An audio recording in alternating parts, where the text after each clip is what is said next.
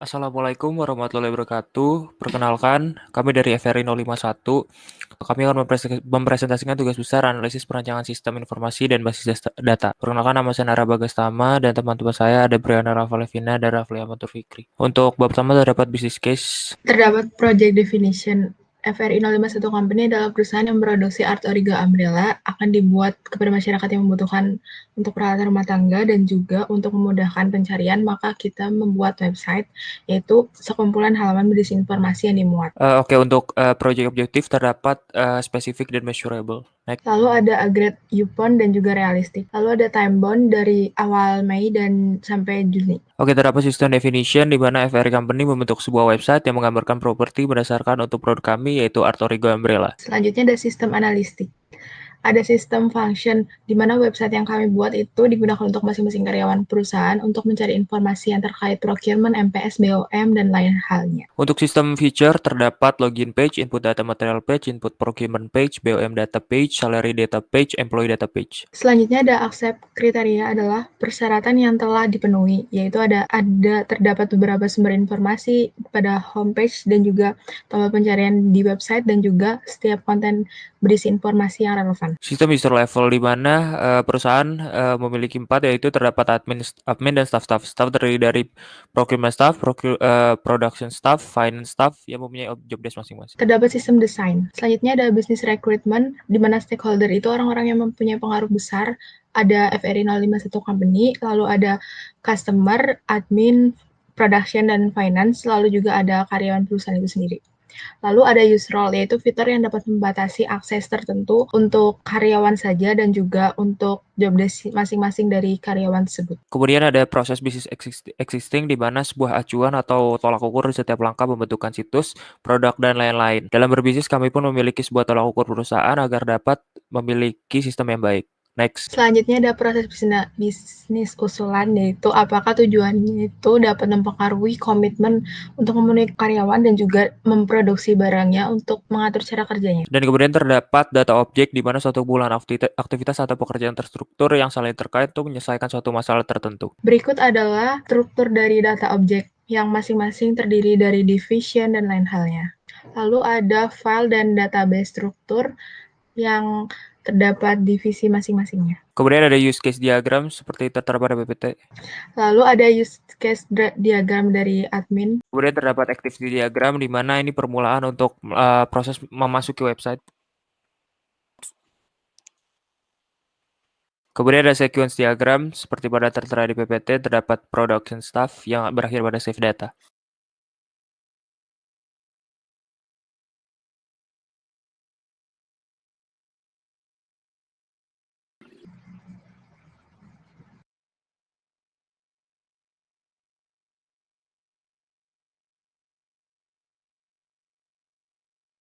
Kemudian ada interface design, di mana interface design terdiri dari interface arsitektur dan interface detail design. Baik, di sini untuk interface arsitektur dapat dilihat sebagai berikut. Lalu di sini ada interface detail design, yaitu web yang telah dibuat. Dapat dilihat seperti berikut.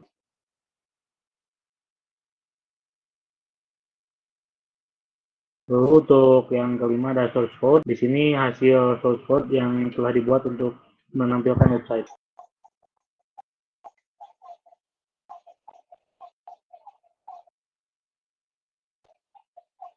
Baik, sebelum diakhiri saya akan memperlihatkan bagaimana web ini berjalan. Baik, ini untuk tampilan awal dari web itu sendiri.